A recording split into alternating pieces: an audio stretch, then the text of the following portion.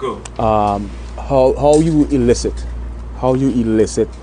three-dimensional objects on a two-dimensional surface is a fascinating phenomenon.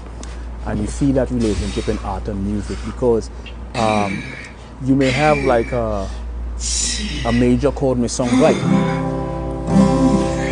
a minor chord may sound dark. So a major chord has a bright sound, a minor chord have a dark sound.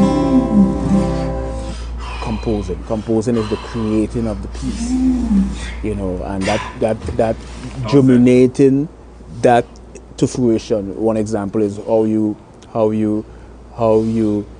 transition, how you elicit three-dimensional objects on a two-dimensional surface is a fascinating phenomenon. And you see that relationship in art and music because you may have like a major chord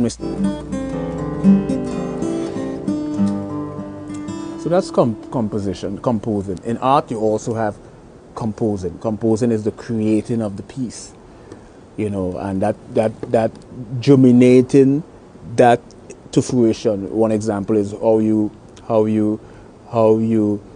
transition, how you elicit a three-dimensional